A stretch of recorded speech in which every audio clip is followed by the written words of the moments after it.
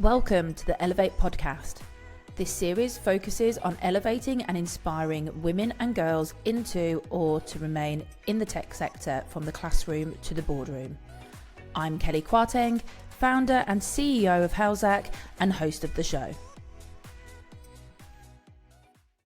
Welcome to Elevate Women in Tech podcast, where we highlight influential voices in technology and explore the opportunities and challenges that women face in these fields today. Today we have the privilege of speaking to Grace Olayinka, tech lead at Neo Group and a highly accomplished tech leader, software engineer, thought leader in emerging technologies like blockchain, AI and AR and VR, passionate advocate for diversity in tech, author of 2 books and cohort 2 mentor on the Elevate Women in Tech, DecodHER Leadership Mentor Program. Grace, it's an absolute honour to have you with us today. Thank you so much, Kelly, for having me. I'm super excited to be here. Thank you so much. Perfect. Well, to start the episode, it would be great to give our audience an overview as to who you are and what it is that you do within the tech space. Awesome. Hi, everyone. I like to introduce myself as a technical leader because I've been in the tech space for a long time, over 7 years now, and tech is actually a passion of mine. I love to do things in tech and to build amazing solutions with tech. And I'm impact driven. I love to impact people with my knowledge and with whatever I do, which has led me to I've trained over 4,000 people in the tech space, from young kids to adults, and also mentored people in business and in tech generally. And also has put me to speak in a wide range of events across 4 different countries, and also written books, right? I've written books on Web3, blockchain, and also how you can grow in your career in tech. I currently have a business, which is a fashion business. That's like another side of Grace, aside tech, which is into doing customized clothes for events, companies, and also individuals, majorly techies and creatives. So if you are a techie and creative, definitely we are your go-to customized business for you. And currently, I'm a technical leader at Neo Group, where we are building amazing products that is to empower women generally and also individuals that are looking to hop up their game in the tech space and in the business space.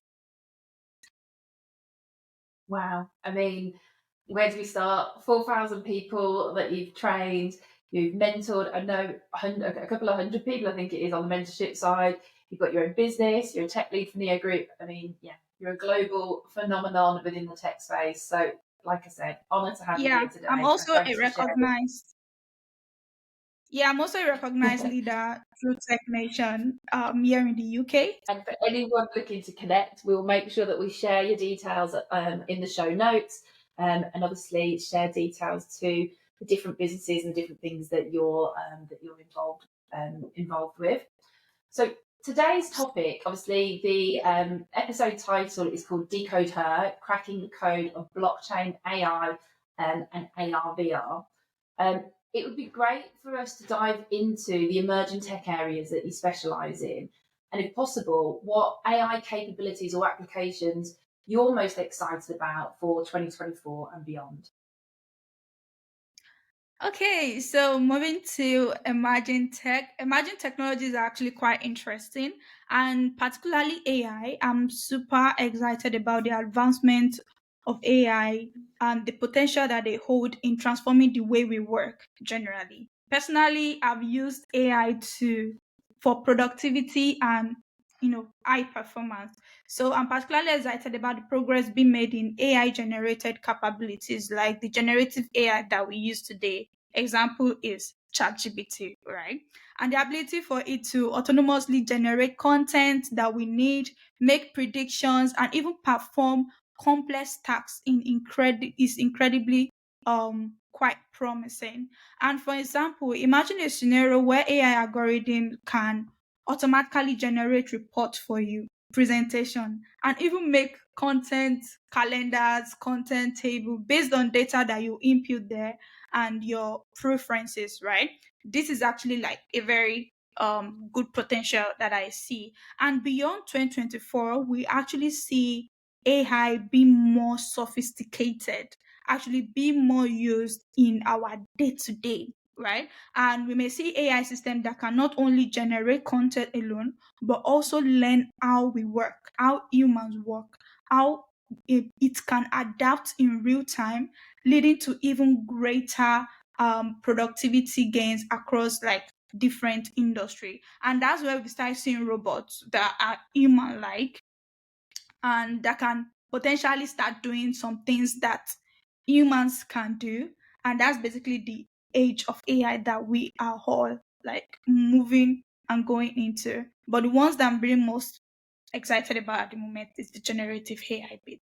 And now we also see um some AI part. I saw Devin. It was about to be launched. It's for software engineers. Devin is a software engineer AI that can code your applications for you. And when that was announced, a lot of people were scared. What is going to happen to software engineers? What are we going to start doing and whatnot? And to be honest, Darwin is an amazing AI, which is very cool, but it cannot take the job of software engineers. The best thing that software engineers can do is to use Devin to make their work faster.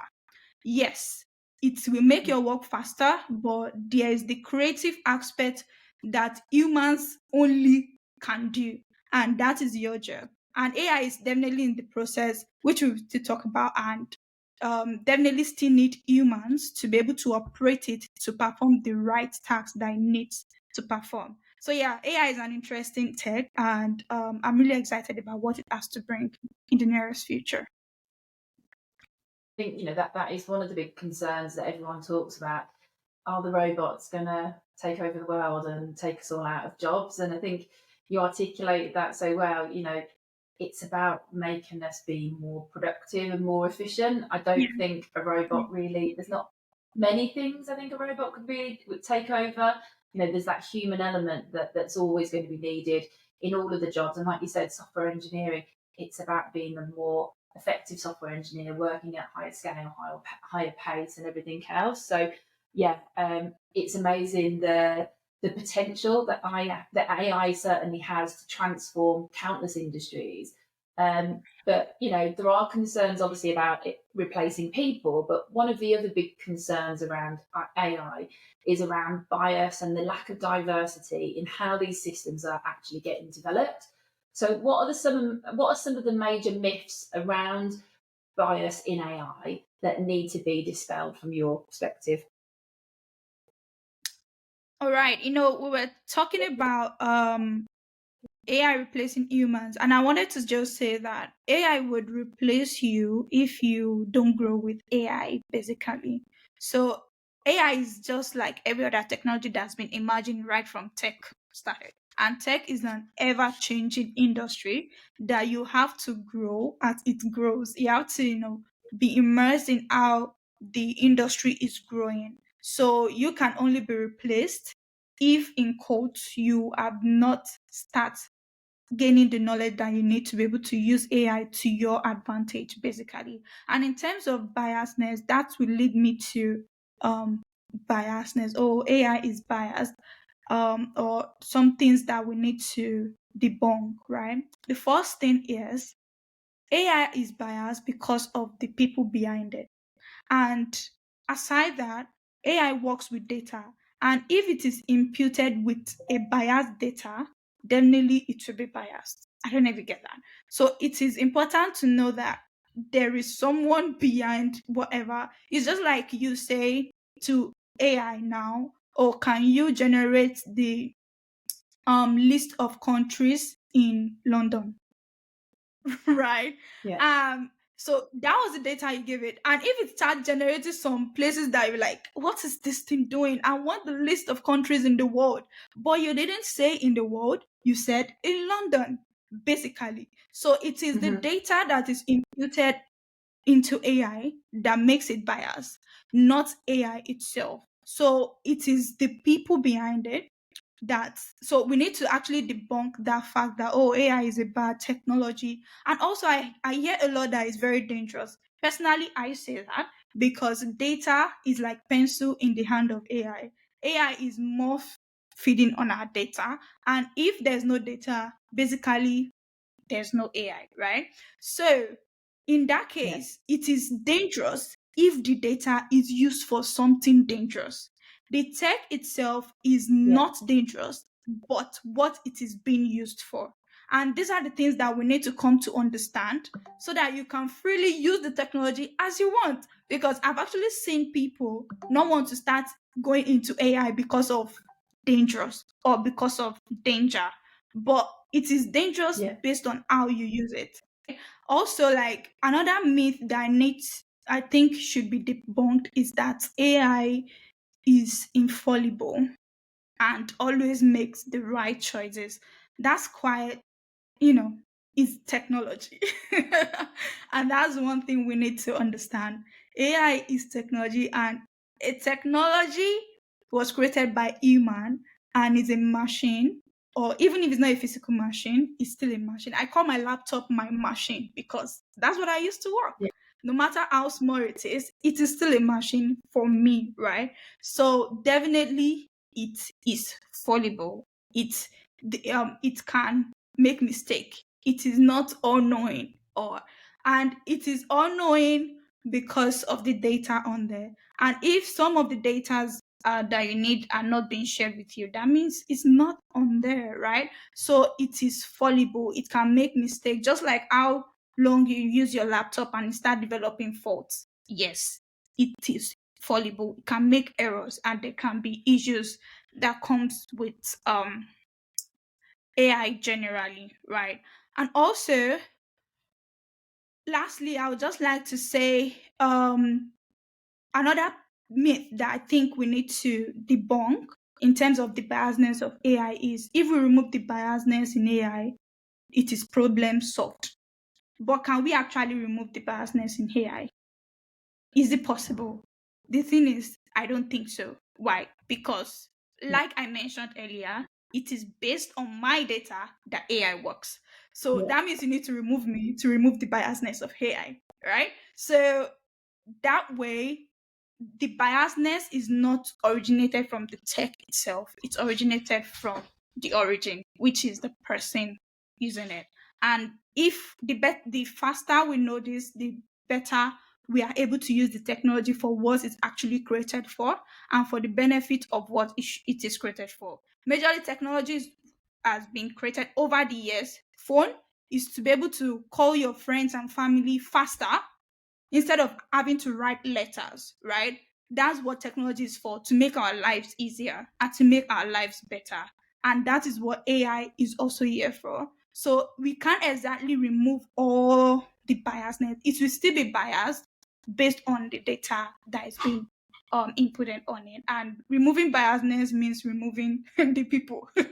And that's not still possible in a way. So remove biasness is not a problem solved. I think it's just a problem we have to live with. As humans, we always be Yeah. humans. Yeah.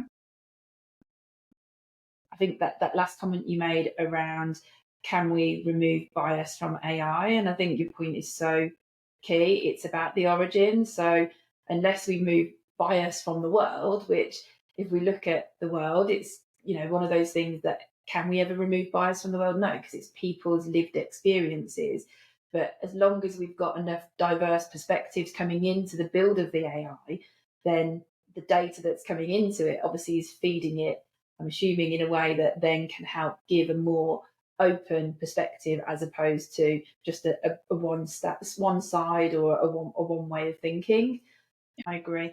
And that piece around diverse perspectives is keen to obviously helping to mitigate and reduce those biases within the field. And obviously, one of the big areas that has been spoken about is the lack of women that are entering the AI rank. What advice would you give to any young women today that are thinking, right, this is a career I'd like to pursue. I'd love to go down the route of getting into AI. It's this emerging piece of tech. I want to be at the forefront of what's the next thing that's coming along. but I just don't have any idea on how to start. Okay, awesome. Um, Personally, I would say the first thing is to believe that you can be in that space, because AI Yeah. in itself, artificial intelligence, sounds big, right? It sounds like, oh my God, this is deep tech. Right. And to be honest, I used to be that. Like, AI has been flying around before it blew up around last year. It's been flying around since. And I just see AI as, you know what? I'm not doing the big tech. Just leave me with my coding front end and I'm done. But now AI is something that a lot of people have started venturing into. So the first thing is to believe that you can be in that space. Believe that you can be a woman, you can do AI, you can write the model, you can write the code, you can do everything that needs to be done to actually be able to create an AI model or an AI solution in the space. After that is taken away, I think the rest is more of getting a mentor, someone that's been in the space. Let them guide you, right? Because it's very important. As AI is still emerging, it might be a lot for you to wrap your head around. You will see a lot of things. Which one should I go into? Generative AI, this or that? Which one should I move into? So it's very important that you have someone to guide. It might be quite hard to find a mentor, but at least you can ask questions. Ask people that have been in the space. Ask them question. Where can you start from? What should you do, right? And then another thing is to be curious and continuous learn continuously learn about the space. And this is not just particular to AI alone, it's particular to anything tech.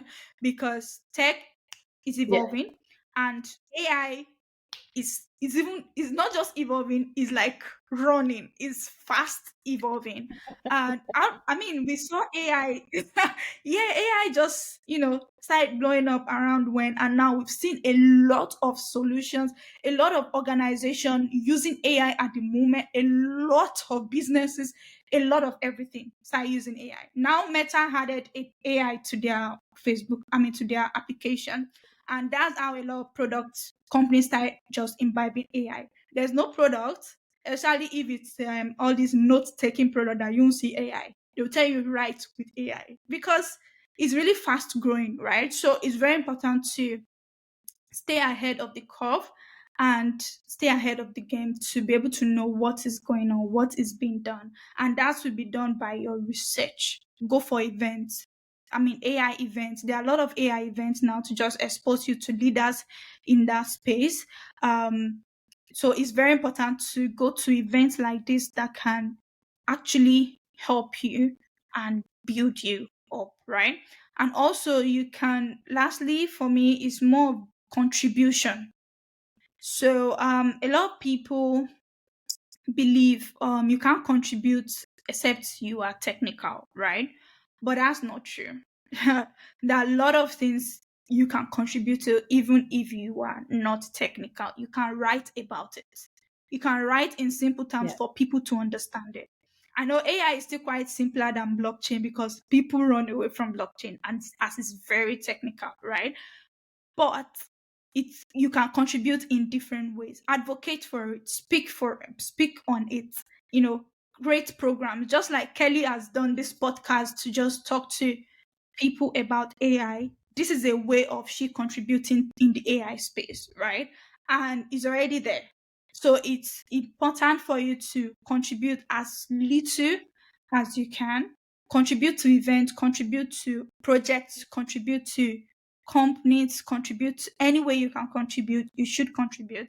And if you have actually looked at the different career paths you can have in AI, definitely you can start chasing in that regard, right? But you can be an AI person right from where you are and with whatever that you know at the moment.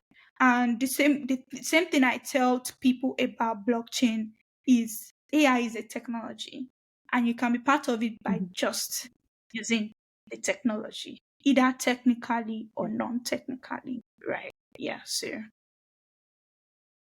Perfect. Some great advice there. Sometimes I sit to myself and think, I'm non-tech. Obviously, I'm a supporter within the tech industry, but actually, and also, oh, I don't know anything about AI, and I don't know how I'm going to talk to people about AI. When actually, I probably use AI. Actually, not probably. I use AI on a daily basis to support with lots of different things Mhm. that I do, using ChatGPT to help me create content ideas or elaborate on ideas, research ideas as well. Obviously, you then have to make sure that what you're reading is actual truth and breaking that down. But you gave some great advice there for anyone looking to get into the industry, and just to look at it in its most simplest form is how can you contribute, what do you currently use within the space, and then the whole piece of actually entering and getting into it. So great Yeah. advice there for anybody that's listening in. um, Switching gears to another area you're experienced in, which is blockchain, and you've mentioned it a little bit throughout our conversation today. So, blockchain technology has been quite a buzzword in recent years. But what are some of the actual promising use cases listeners should be aware of um, with the blockchain technology? Okay, awesome. You know, blockchain in itself is screaming security, and that is where I've been talking to people about. Now that we have the rise of AI, this is the best time we need blockchain. Why? Because we need more data security now than ever before.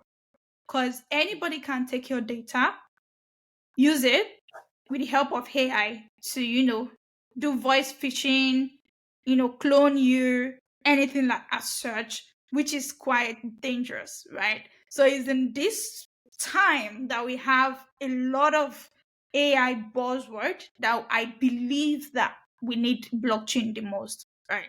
So now in terms of use cases, like I said, there are different features of blockchain, but the major thing is that it is decentralized, it is immutable, and it is quite secure. Immutability is part of the security. Why? Because it means that once you had something, it's quite hard for you to remove compared to the traditional way we had data at the moment. Can you hear me, Kelly? Yeah, yeah, Okay. All I can right, hear you were you. frozen, so I wanted to be sure. Okay, so compared to the traditional way we add data at the moment, someone can hack into the system, remove your data, add someone else's data, but with blockchain, that will be quite a lot. In fact, might be impossible in its sense. And that's one of the ways blockchain can help us secure our data. And in terms of use cases, I believe that it can be used for data security on any application or for any application, even in hospitals for data security.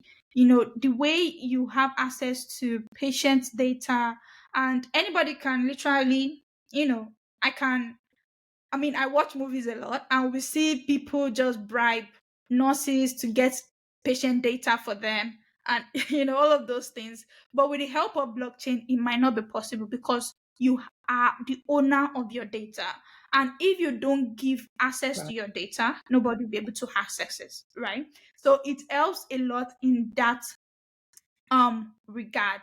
And there was a time I was speaking at Manchester blockchain festival that happened last year, and I was talking about how blockchain will be the one to revolutionize the age of artificial intelligence and VR and AR. All of this technology are like growing at their pace, but I believe the combination of the three of them will actually bring us the, productive world that we want, the secured world that we want, and the massive world that we want, right? And that is where all of these three comes in. Because with AI, your data, our data is gone. So with blockchain, our data is secured. That is Right. that is like different ways you can see it. And for me, the major use case I see for blockchain is data security.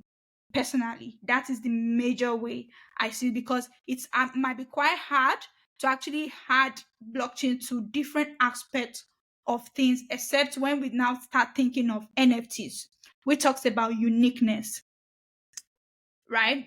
Non-fungible tokens. I know that we've heard that a lot, and the buzzword has gone down, and now AI is taking the reign and all of that. Those things will still come to be things that we will use, especially when it comes to the virtual world, when it comes to identity. Now, with our identity, we all know that someone can steal our ID card and use it. Basically, right? But when it comes to identity with NFTs, it's more secured, and that is with the help of blockchain, right? So, I mean, Right. um, with a lot of use cases flying around, the major use case of blockchain is security, which in this time and age, I believe, is data security for blockchain. Yeah. Yeah. That's fascinating, and it's interesting how you mentioned there how the two worlds come together. And it's like you said, the AI race has just been huge. You also have a lot of expertise in the augmented and virtual reality technology realm as well, Grace. So, from your Yeah. perspective, how can AR and VR be applied in beneficial ways within the tech industry, especially for women? Now, in terms of VR and AR, VR and AR brings about immersive experience, just like when you play video games. And I don't know if you've played video games before, Kelly, but I've played a video game Yeah. called GTA. And with GTA, it just almost seems as if I was talking to somebody. I mean, this is just a game, but it looks so real. There are cities, there are cars, there are dogs, just like I'm in the real world, right? And that's what AR and VR is helping us to do. And even though it has its downside, which means it might reduce human interaction as people will spend more time virtually, basically. And also that's what metaverse is also like bringing across. It's still similar to AR and VR. It might reduce human interaction, but it actually helps us. I was reading something about education recently. I mean, basically, and I came across an application called Frogipedia. And what Frogipedia does is to help students dissect frog virtually. Um, Help them with the naming of the intestine, the parts of the jaw, frog, the life cycle of the frog. You know what we are taught physically in school, and we are taught to dissect frog, and it looks so irritating. All of those things. You can definitely do that virtually without having to make your hands dirty of dissecting a frog Yeah. physically, right? So those are like the use case of education. I mean, that's the use case of augmented reality and virtual reality, especially in education. You don't need to go for excursion to see lions. You might literally just see it virtually and be in the comfort of your homes, right? It's just more of doing things at the comfort of your home, and you are exploring. That's majorly it. And that's why it got to a point that people started buying land on metaverse. People started spending more time with people in the metaverse. And there was the time that there was a fashion show in the metaverse. You know, a lot of these things will help improve how we see things. Yeah. And I believe that for every solution technology is solving, is creating another problem. That's how I see technology. So yeah, it's helping us do better, helping things work better. But another problem is creating is human interaction, which Yeah. I don't know what we can. People have to start being intentional about interacting with themselves, right? But these things are quite exciting in terms of if I don't want to do anything physically, I can literally do it virtually instead. Especially Yeah. operations, all of these things Yeah. can be done virtually. Yeah. And Thanks for sharing your thoughts and your insights around those three areas.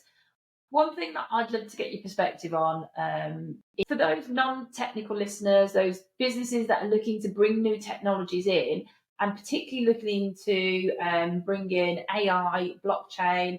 AR or VR or other emerging tech within to their organisations, what advice on how they can best take advantage of these innovations would you give for someone looking at it from a non-tech perspective? Oh yes, definitely. I was talking to business owners recently, and they are not technical guys. But one thing I mentioned that they can use, technology is built or was built to be used, right? So, and then we have access to these things. ChatGPT has free version. So even if you don't want to pay for it, you can definitely use ChatGPT first for your business. You can use it for content creation. You can use it to, write proposals that can even land you, grants and all of those things. You can use AI for whatever you want to use it for, or for whatever use case that you want to use it for. And you don't have to be a technical person. It has been brought to us for experience. And you're not seeing all codes there. You're basically seeing just an input field, type in whatever you want to type, see your response, and Yeah, you're done, right? So that's one major way non-technical people can use AI. The technical guys are the ones that go in depth to use AI libraries, AI APIs to be able to build AI products. But you, as a non-technical person, you might not find yourself in that regard. But one way you can use it is to use already built AI products for your own advantage, right? And yeah, so that's one way I think non-technical persons people can basically use it. I remember this AI application, I've forgotten the name now, that allows you to convert your main picture to cartoon. And also you can even upload some of your pictures and tell it to generate office picture of you, wedding pictures of you. Do you know that people start making money from that? People basically start making money from that. Like, people that needs office pictures pay people that knows how to use AI to create office picture.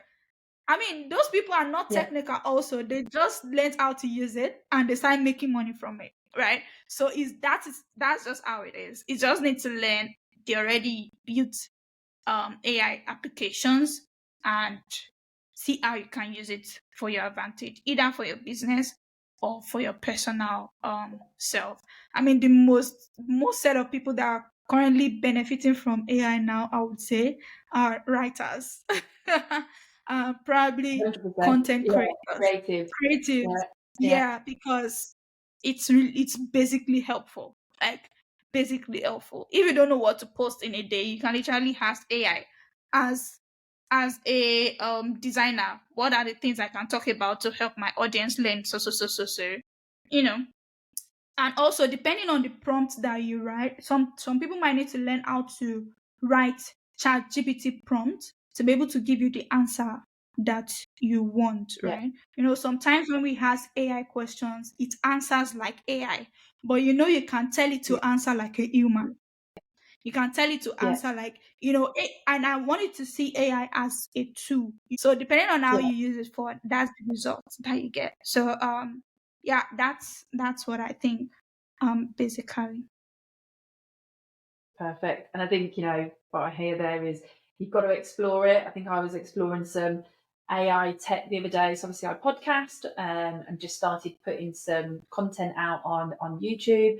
And I was looking to pull out some short form videos. And there's an AI bit of kit that you can get, and you put in your link for your YouTube video, and it will create you lots of different short form um, social media posts to put out on your different networks that you've got, rather than having to go through and take it out and snip it and edit it. It does it all for you. So yeah, it is about exploring. It's then just getting down and using it, giving it a Yeah. try. And I think the one thing you have to Mhm. do, that learning the prompts and learning how to speak to the AI, that's something that I've had to work on mass. And anyone that I speak to, it's, what are the good prompts? What are the prompts that are gonna get you the response that you want for whatever it is that you're doing? And then yeah, just learn with it as it grows. There's always some new bit of kit that comes out, and I'm completely fascinated that how did anyone even think that that is something that's needed? Then you use it and you're like, that just makes perfect sense. So yeah, completely agree with you on those areas. Explore, use and learn is what I take from that. It's just more of continuous improvement and continuous usage. There's this saying that practice makes progress. So the more you use it, the more Yeah, you are able to use it better for yourself and to suit your needs. definitely. Love that. Practice makes progress.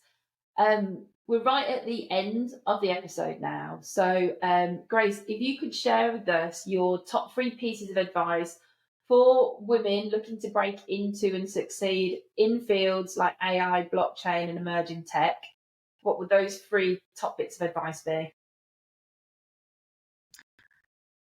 Advice. So, I mean, for me, number 1 is own up, go all in, and be confident. One thing about women in tech is that we are not very confident. We don't own up to things.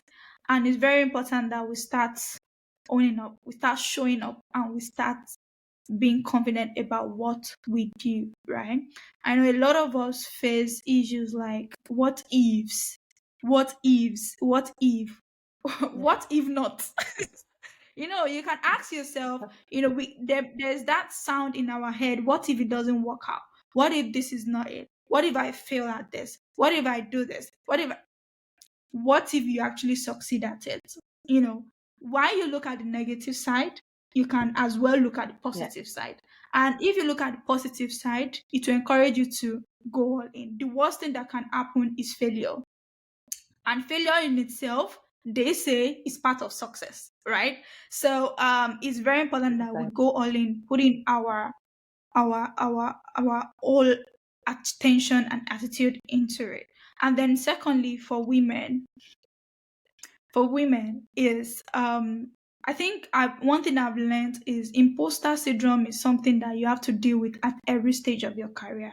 And there was a time I was speaking to women at International Women's Day, and I was like, I think when you keep feeling imposter syndrome, you should see it as a sign of growth, because at every stage of your career, when you keep going into higher level, you feel like you can't do it, right? So Yeah, when you keep feeling that imposter syndrome, it's just feel like, oh, I think I'm increasing in levels. That's why I'm feeling this at this stage. And when we see the positive side to things, it will help us to manage it and contain it, right? So yeah, imposter syndrome exists, and I don't think it will fail to exist. You face imposter syndrome at every stage of your career. The higher you go, the more you face it. And it's just to show that you are doing well and you are doing awesomely yeah, well. And that's one thing that I love to tell people. You are doing well and you are doing awesomely well. So if as you grow, either in your career in AI, blockchain, or in tech generally, learn to appreciate your progress. And whatever you feel at each stage is a sign of growth, right? And then thirdly is to celebrate your wins. Celebrate hmm your wins. Don't be so on up to, oh, I've not achieved what I wanted to achieve. I was reading a book. The title is The Making of a Manager by Julie something. She was the head VP of product in Facebook before she left. And she was like, studies says that if you write down 5 things you are happy about daily, you live happier. So it's very important that you celebrate your little wins, no matter how small. And as women, I don't also want us to be. The third point is celebrate your wins. I was reading a book, Making of a Manager, by Julie. She was the former VP of product at Facebook.